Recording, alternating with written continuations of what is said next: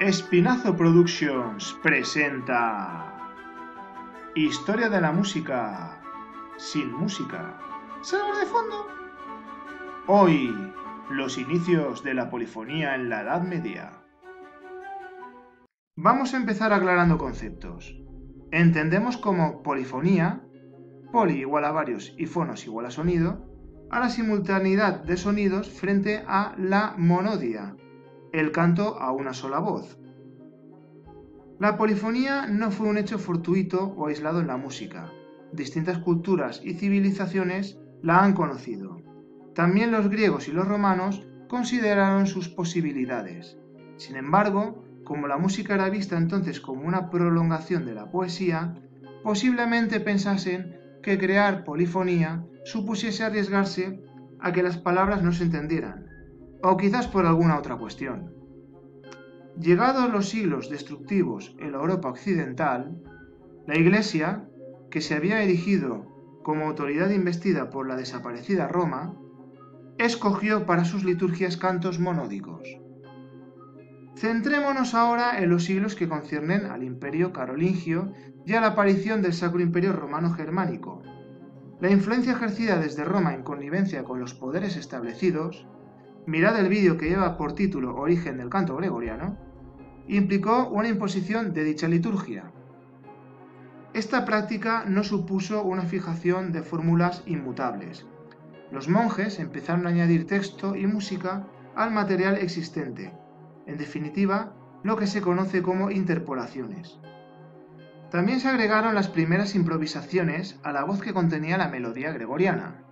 El procedimiento de nota contra nota y en movimiento contrario se denominó discanto, discantus supralibrum, o discanto más allá del libro.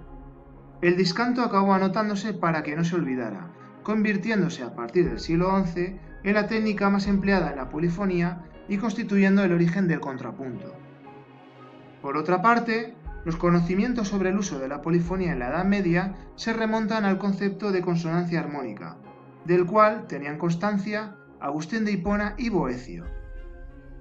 En cuanto a las fuentes más antiguas sobre las leyes de la polifonía, se recogen en los tratados Musica Enchiriadis, Manual de Música y Scholia Enchiriadis, comentarios sobre el manual, ambos de la segunda mitad del siglo IX. A finales del siglo IX y principios del X, Regino de Prum y Ubaldo de Senamán escribieron sus respectivos tratados con idéntico nombre, De Harmonica Institutione, o sobre la instrucción armónica. En todos estos casos aparece un término para definir esta primera polifonía primitiva, el órganum. El órganum, en plural los órgana, aunque parezca extraño, no vamos desencaminados. El de la imagen es un hidráulis, u órgano de agua. La palabra griega órganon designó a partir del siglo V después de Cristo al instrumento musical. Sin embargo, como en el rito cristiano se prohibía la intervención de instrumentos musicales, la palabra organum se restringió a la música vocal. Muy pronto el término adquirió un significado más preciso, el de música polifónica vocal, es decir, el canto organal para distinguirlo del canto llano o monodia, que era lo que en principio interpretaban los monjes. Musica Enchiriadis, el tratado que ya hemos nombrado, se refirió de este modo a la polifonía. En función del número de voces, el órganum es simple cuando se contaba solo con una duplicación del canto llano o compuesto cuando las voces resultantes eran 3 o más. El tratamiento del órganum también puede diversificarse. Se denomina órganum paralelo cuando las voces organales se movían de principio a fin a intervalos de octava, cuarta o quinta, respecto al canto llano, pudiendo combinar dichos intervalos. El comienzo y el final solían ser al unísono. Cuando el órganum paralelo contaba con escasa diversidad, se le designaba como estricto. Si sufría algún cambio, como empezar al unísono y, nota contra nota, llegar a una distancia de cuarta, se le llamaba órganum paralelo modificado. Tanto en Scholia Enchiriadis como en el siglo XI el Microlobus de Guido de Arezzo contenían este tipo de ejemplos. Dentro del órganum paralelo modificado, este puede ser convergente cuando, como su propio nombre indica, las voces convergían. Una forma de aplicar este procedimiento implicaba que la vox organalis repitiese la misma nota mientras la vox principalis se aproximase, sobre todo a mitad de frase o al acercarse al final de la pieza.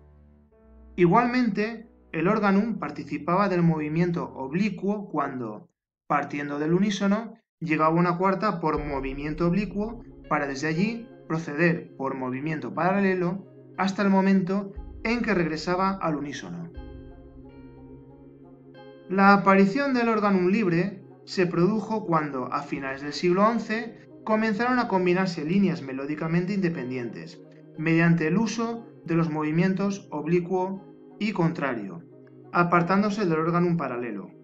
Así lo recogieron en torno a 1100 los tratados de música o sobre la música de John Cotton y el anónimo Ad Organum Faciendum, o cómo construir un organum.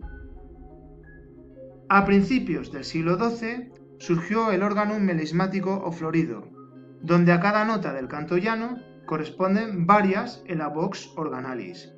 Ya que al principio el organum florido se aplicó en una textura a dos voces, una designación para él fue la de organum duplum vel purum, órgano doble o puro. El último repertorio de órgana lo constituyó el Magnus Liber Organi, escrito a finales del siglo XII y a comienzos del siglo XIII por los maestros de la escuela de Notre Dame, destacando entre ellos Leoninus y Perotinus. Hablar de este libro sería adentrarnos en el Ars Antiqua, y esa es una historia para otro vídeo. Hasta aquí el vídeo de hoy. No olvides agradecer mi labor, es decir, pulgar arriba y todo lo demás. Nos vemos en próximos vídeos.